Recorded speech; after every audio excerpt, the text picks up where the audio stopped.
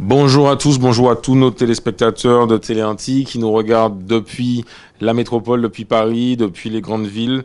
Vous savez, Téléanti, on peut nous regarder sur Bouygues, le canal 407, Orange, canal 398 et sur la Freebox, le canal 932.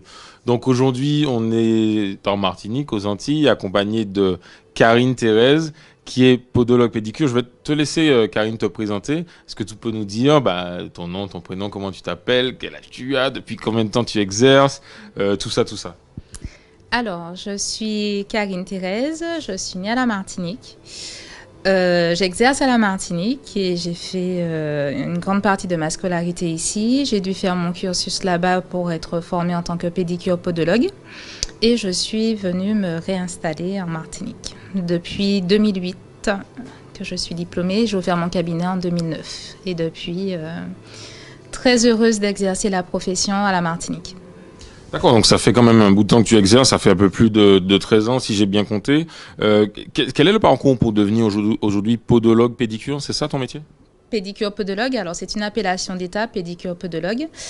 La partie pédicurale, c'est de la pédicurie médicale, donc le soin médical de la partie externe du pied, ongles, peau.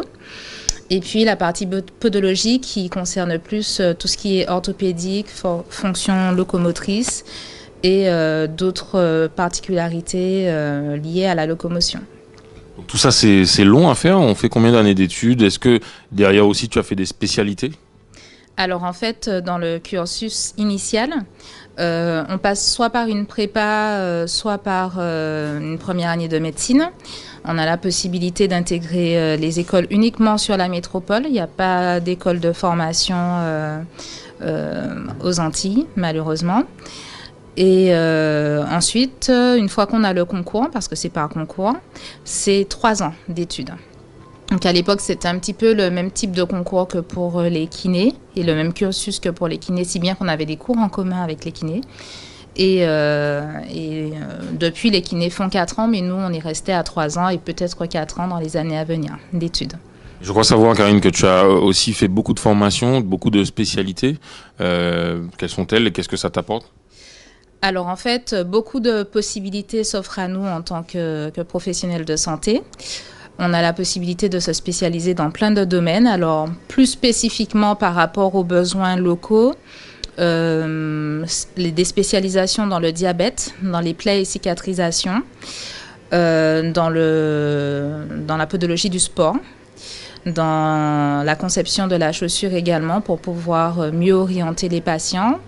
Formée aussi en aromathérapie, donc c'est l'étude des huiles essentielles. En réflexologie plantaire et médecine chinoise, en éducation thérapeutique. Dans plein de domaines, on peut faire de l'éducation thérapeutique. C'est très important de bien expliquer aux patients ce dont ils souffrent, comment gérer au quotidien, quels sont les gestes à faire et à ne pas faire, quelles sont les négligences qui les ont menés là. Et ainsi, on arrive à bien orienter les gens concernant la meilleure façon pour eux d'utiliser leur corps, y compris par rapport à leur posture. Et c'est là que le podologue a vraiment une nécessité pour permettre aux gens de prendre conscience de leur corps et de la façon dont ils l'utilisent pour ne pas l'abîmer davantage. Ok, donc si je résume, si j'ai bien compris, il y a une partie, on va dire, un petit peu esthétique du pied, quoi. Esthétique et médicale. Esthétique et médicale, mais tout, j'ai envie de dire, est presque médical, puisqu'après, tu as parlé de posture, tu as parlé d'être à l'aise. Est-ce qu'on fait, aujourd'hui, nous, on fait pas tellement forcément la distinction en tant que téléspectateur lambda, je veux dire, entre la podologie, la pédicure, même des prothèses aussi. Je crois savoir que tu fais des semelles, tous ces trucs-là. Comment c'est cloisonné tout ça? Alors en fait, la partie pédicurie, c'est vraiment le soin externe du pied. Donc on s'occupe des ongles, par exemple, les problèmes d'épaississement des ongles, les mycoses, des ongles incarnés également. Donc ce sont des actes de microchirurgie que l'on pratique en cabinet. Et puis, il y a la partie cutanée également. Donc, quand on a des callosités, des cors, des crevasses, tout ça, ça se soigne. J'insiste bien avec le fait que ça se soigne parce que beaucoup de personnes pensent que c'est très répandu et qu'on peut faire du bricolage à la maison, mais c'est tellement mieux d'avoir affaire à des professionnels qui vont vous dire exactement ce qu'il faut faire, comment gérer et quels sont les gestes qui induisent ces problèmes-là. Quelque chose de tout bête, la râpe et la pierre ponce, c'est une très mauvaise idée parce que ça pousse les callosités à s'épaissir davantage, si bien que 2 ou 3 jours après, on peut déjà constater un réépaississement.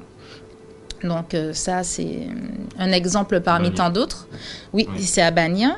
Il vaut mieux aller faire un soin chez le podologue carrément déjà pour avoir un avis médical sur la chose. Et puis les besoins de chacun sont spécifiques. De même que ça ne viendrait pas à quelqu'un à l'esprit de bricoler pour sa dentition, c'est pareil pour les pieds. D'accord, donc justement, à partir de quel moment, selon toi, tu conseillerais aux gens effectivement, de s'adresser à un podologue? Est-ce qu'il y a des problèmes types, des choses qu'on peut constater et, comme tu dis, ne pas vouloir bricoler, mais aller voir vraiment quelqu'un du corps médical qui va apporter les soins nécessaires?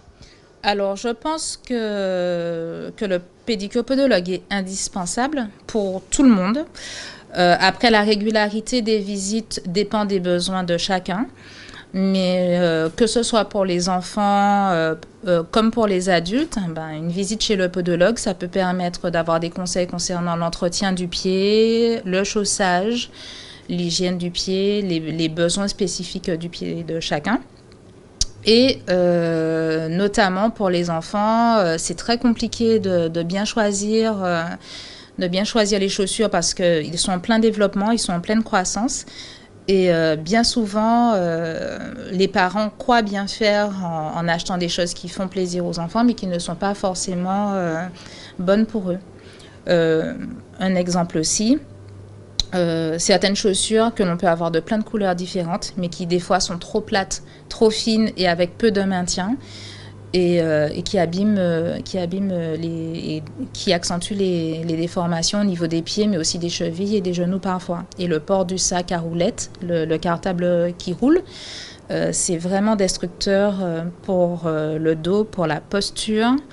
Et ce sont des dommages très importants que l'on retrouve après à un autre stade, plus souvent à l'adolescence et à l'âge adulte, mais les dégâts sont déjà bien installés et il vaut mieux carrément éviter d'acheter ces accessoires-là. Le trotteur également, parce que dans certains pays, c'est interdit justement parce qu'on en connaît les dommages. Donc moi, quand je t'écoute, en réalité, il n'y a pas vraiment d'âge pour venir consulter un podologue, il n'y a pas vraiment de moment non plus, il y a peut-être des signes qui sont plus alarmants que d'autres? Absolument. Alors, quand à un âge précoce, on va dire que, en général, les parents qui viennent en consultation pensent déjà à poser des questions, même la femme enceinte, parce qu'il y a des spécificités aussi par rapport à la femme enceinte. Elle a les téguments, donc la peau qui est plus souple, donc elle peut avoir plus facilement des ongles incarnés. Elle a aussi le volume du pied qui augmente, donc il faut qu'elle s'y prépare durant la grossesse pour adapter son chaussage, parce qu'après les pieds sont un petit peu à l'étroit dans les chaussures. Oui. La femme enceinte aussi peut se déshydrater plus facilement, donc il faut lui conseiller une crème adaptée.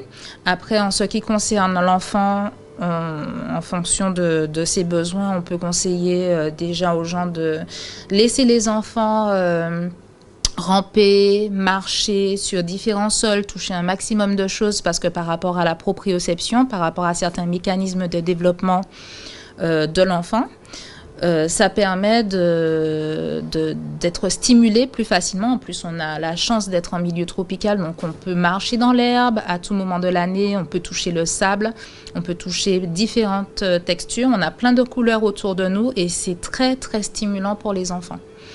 Et vu qu'on est dans une société qui n'améliore pas la stimulation de certains mécanismes que nous avons et qui font la sédentarité, la présence des écrans et plusieurs autres petites choses, ça limite nos capacités d'adaptation. Et c'est très important d'avoir la possibilité de développer ces capacités-là.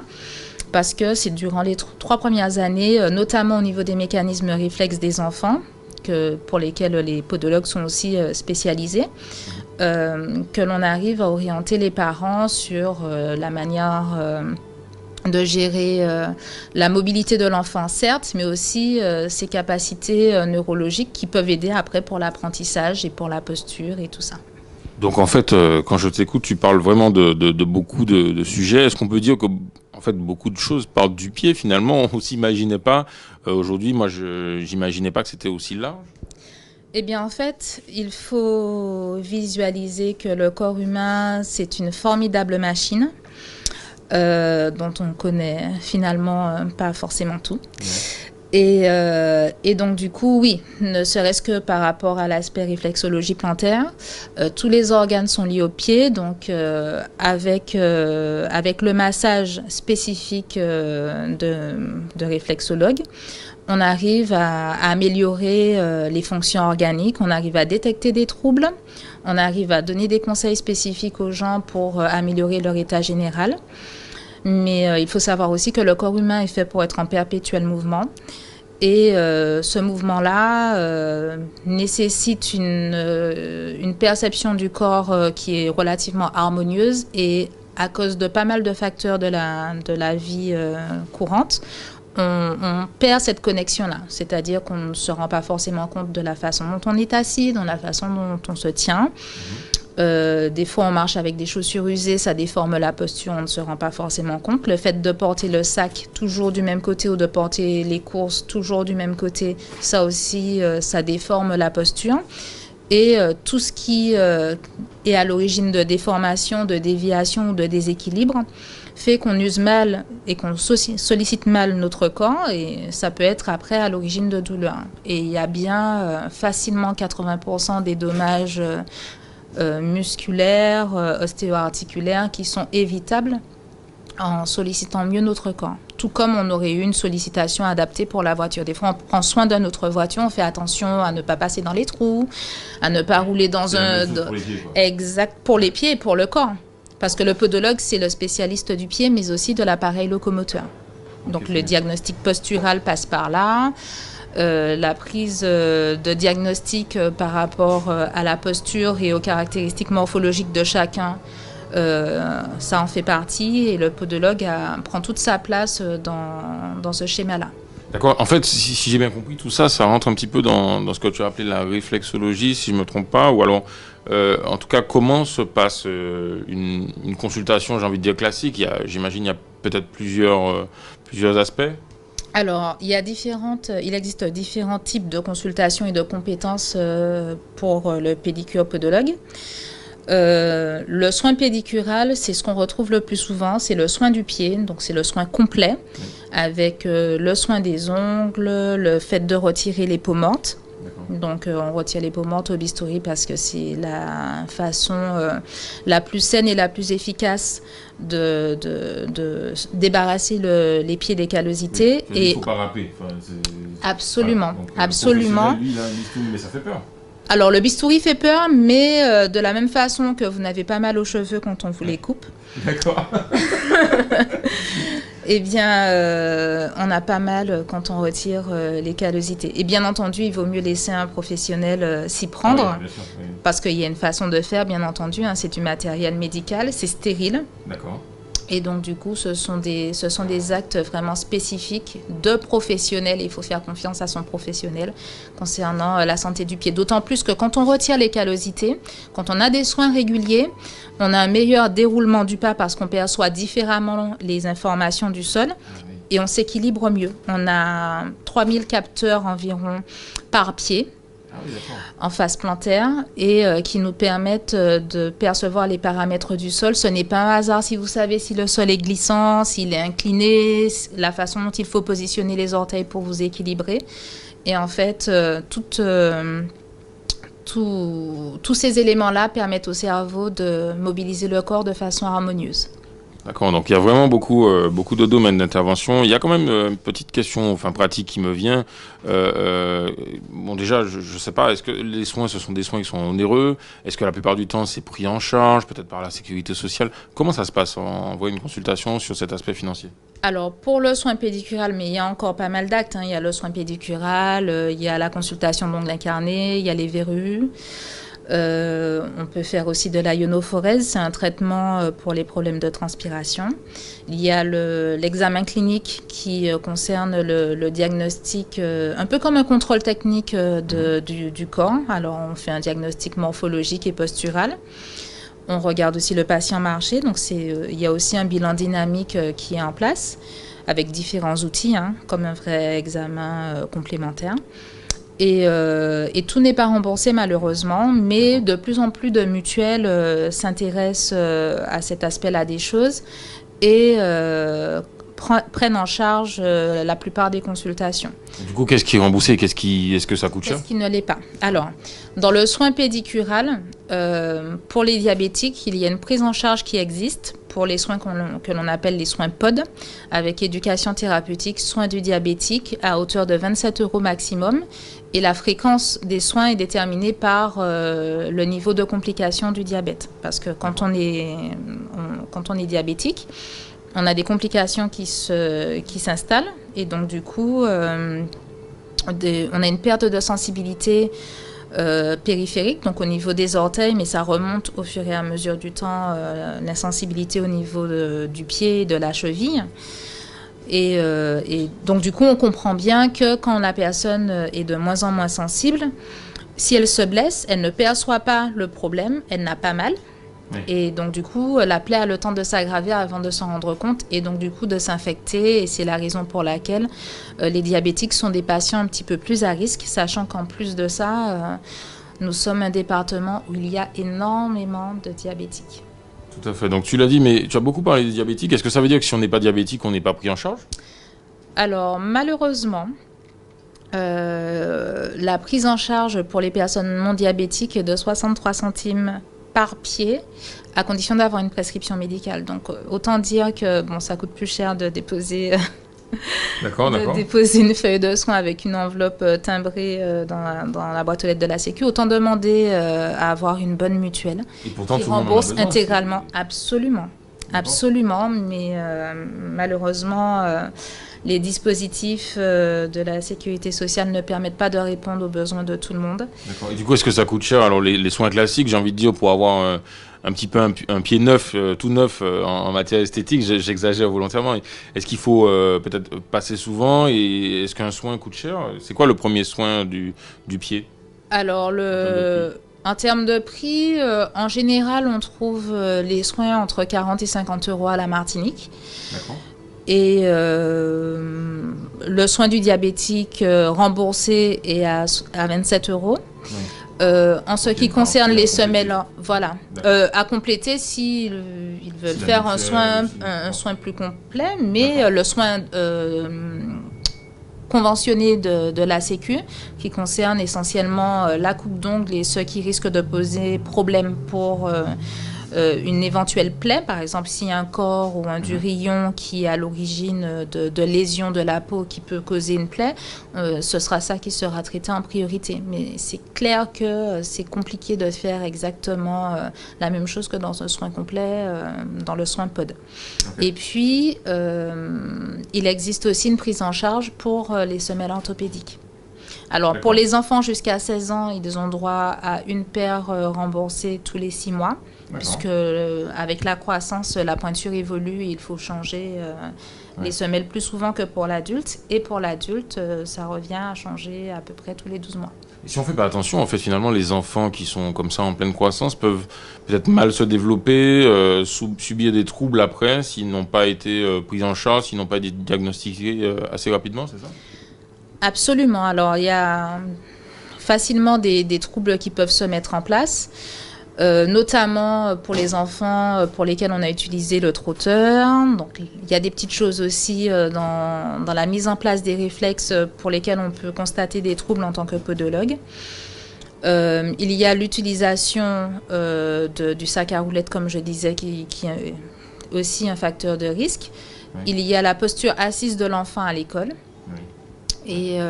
Et avec les conseils du podologue, on peut plus facilement prêter attention aux petits détails qui permettent à l'enfant de mieux se tenir et de mieux étudier. Mais il y a quoi concrètement? C'est des gens marqués? C'est au contraire les genoux qui se touchent? Est-ce qu'il y a des signes? Est-ce qu'il y a des choses qu'on peut repérer facilement? Alors, pour un parent lambda, il faudrait regarder l'usure des chaussures.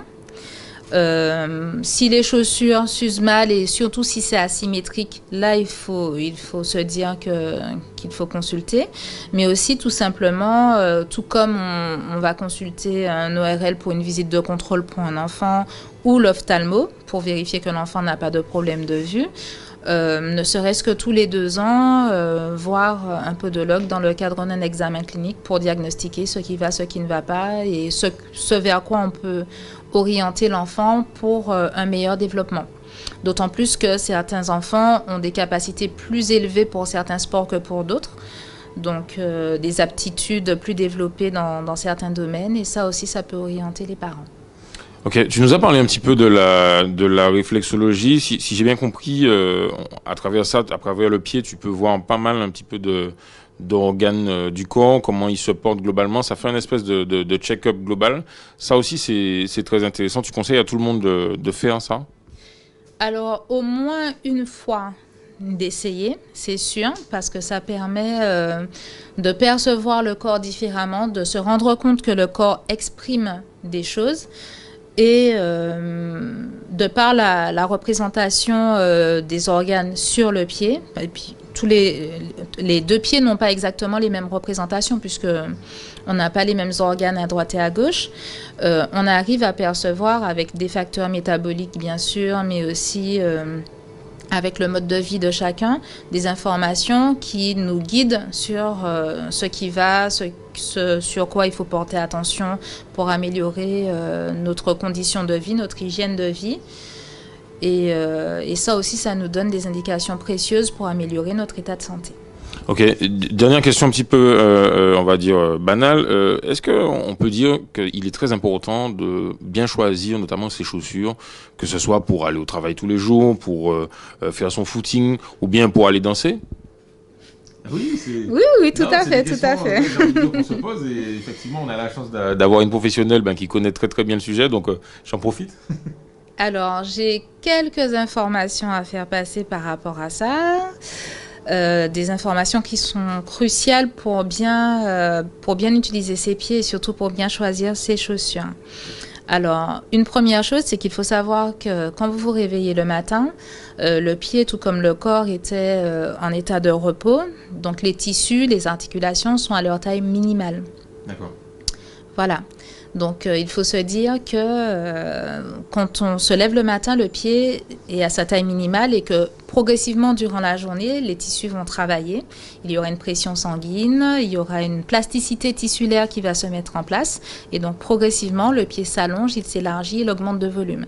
C'est la raison pour laquelle il ne faut pas acheter des chaussures le matin. Il vaut mieux les acheter l'après-midi parce que ça donne une meilleure idée des sensations du pied dans la chaussure. Ce n'est pas un hasard si, je suppose que c'est arrivé à tout le monde, d'entendre quelqu'un se plaindre mais je ne comprends pas, j'ai acheté ces chaussures-là ce matin pour venir à l'enterrement cet après-midi et je ne les supporte plus. C'est exactement pour cette raison-là. C'est tout simplement par rapport à la plasticité du pied. Donc, il faut tenir compte du fait qu'on ne fait pas la même pointure le matin et le soir. Il faut tenir compte du fait qu'il ne faut pas bloquer sur un chiffre par rapport à la valeur de la pointure parce qu'en fonction de la marque, en fonction de l'endroit où c'est fabriqué, on n'a pas les mêmes codes pour évaluer le gabarit de la pointure. Donc, ça aussi, il faut en tenir compte. Une même personne, admettons, qui chausse du 40, peut avoir certaines chaussures en 39, mais aussi des chaussures de ville qui peuvent aller jusqu'au 42. Et là où je veux vraiment attirer l'attention, c'est que pour tout type d'activité, il faut choisir un type de chaussures. Adapté. Pour danser, c'est pas les mêmes que pour le footing, quoi. Bien entendu. J'espère bien. J'espère bien. Et puis surtout, si c'est pour aller danser le soir, il vaut mieux prévoir un tout petit peu plus grand que ce que l'on a l'habitude de porter pour aller au travail parce que forcément danser c'est comme un sport, surtout chez nous. Oui, oui. Et donc du coup, pendant le confinement, à oui, cause du confinement, à cause du Covid. Mais bon. On est un peu hors période, mais en tout cas hors jeu pour le moment. Mais c'est vrai qu'il faut penser à ça et penser au fait aussi que quand on fait du sport, le volume sanguin est multiplié. Et donc du coup, par rapport aux besoins musculaires, parce que les muscles ont besoin de plus d'oxygène et de plus d'énergie. Donc il y a une augmentation du volume sanguin qui est purement physiologique. Donc tout le corps enfle. Et le pied n'y échappe pas, sauf que la chaussure n'est pas élastique et que du coup, pour éviter qu'il n'y ait des contraintes de compression articulaire, il aurait été bien de prendre au minimum une pointure en plus que la pointure des chaussures fermées. Ok, donc bon, merci pour toutes ces informations. On est obligé de conclure un petit peu. On sait que le sujet est plutôt très vaste et très technique, donc on a essayé de poser nos meilleures questions. Pour conclure un petit peu, est-ce que donc finalement on est en Martinique, tu es situé ici à Ducos. Est-ce qu'il y a beaucoup de podologues en Martinique? Est-ce que c'est une discipline très répandue rapidement? Alors nous sommes environ 70 en Martinique. Oui, c'est une profession relativement bien répandue en Martinique, sauf un peu dans le nord Caraïbe qui est un peu lésé par la présence de podologues. Mais on dessert quand même assez bien le reste de l'île et on peut en être fier. D'autant plus qu'il y a une demande, notamment au niveau des patients âgés, parce qu'on est un département où il y a beaucoup de personnes âgées, où il y a beaucoup de diabétiques. Les personnes âgées en ont plus besoin? Non. Les personnes âgées nécessitent une attention plus particulière et plus délicate parce que leur état est plus évolutif et plus sensible que pas mal de personnes. On est situé au centre de la Martinique, on peut dire que la demande est plus importante ici vers Ducos ou ailleurs, non? Pas vraiment, pas spécialement. Oh, je pense que pas plus qu'ailleurs. Je pense qu'on a tous les mêmes besoins.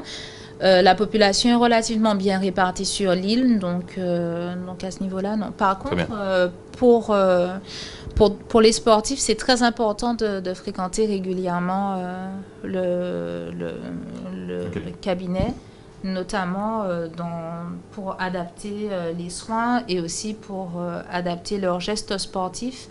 Tu es spécialisé là-dedans, au niveau peut-être de la podologie du sport, non? Absolument. Ah oui, d'accord. Absolument, et nous sommes pas mal à nous spécialiser dans la podologie du sport parce que le besoin du sportif est très important à la Martinique. Il y a beaucoup de personnes qui pratiquent même hors club. Hein.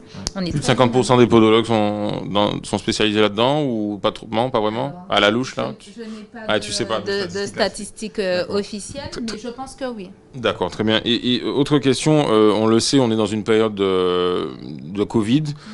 Comment s'est passé, j'ai envie de dire, pour la profession, cette partie de confinement, ce premier confinement, et puis le deuxième qui est annoncé là, comment est-ce que vous voyez les choses? Est-ce que ça va être un coup dur pour vous? Comment ça se passe?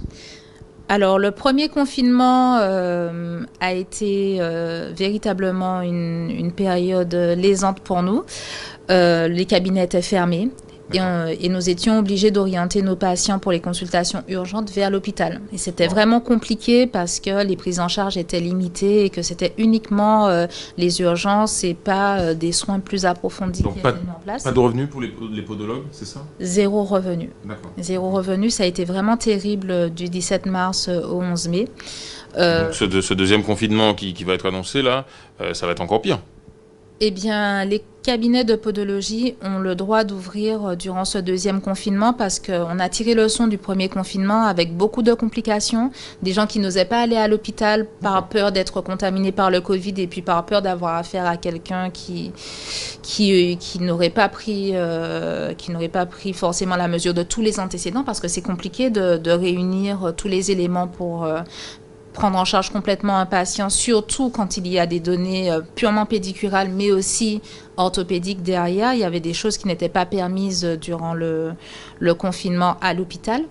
Et donc, du coup, il y a eu pas mal de complications, notamment pour les diabétiques et les personnes fragiles. Donc, l'ordre a permis, avec le partenariat du ministère de la Santé, d'avoir l'autorisation d'ouvrir pour éviter de réitérer les erreurs du premier confinement. Ok, très bien. Donc, dernière question, Karine, du coup, comment ça se passe pour prendre rendez-vous chez le podologue? Finalement, on fait quoi? On appelle le cabinet? Comment ça se passe? Alors, on n'est pas obligé de passer directement par le médecin traitant. on peut directement prendre rendez-vous en cabinet. Et en général, si jamais une prise en charge par la sécurité sociale est nécessaire, le podologue fait un compte-rendu pour le médecin afin qu'il puisse prescrire le nécessaire.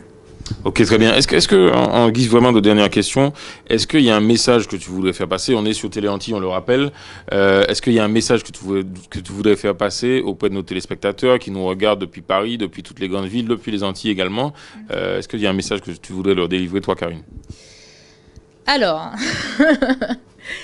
eh bien, le pied est très important. Le pied est le cœur de la santé parce que si vous ne vous mobilisez pas, vous n'êtes pas en bonne santé. Si vous ne vous occupez pas de la santé de votre pied, de vos pieds, vous n'êtes pas en bonne santé. Donc, il faut bouger. Il faut vous intéresser à la santé de vos pieds parce que c'est eux qui portent et supportent tout. Et faites appel à des professionnels, ce sera nettement plus efficace. Merci Karine, merci en tout cas pour cette interview. On reviendra te voir puisqu'on sait, on sait très bien qu'on n'a pas balayé tous les sujets. C'est vraiment vaste, c'est vraiment technique. J'espère en tout cas qu'on aura répondu à pas mal de questions de nos téléspectateurs. Et donc du coup, on se promet de repasser te voir pour les vacances prochaines, pourquoi pas, si tu nous accueilles. Avec grand plaisir. Merci. Merci à vous.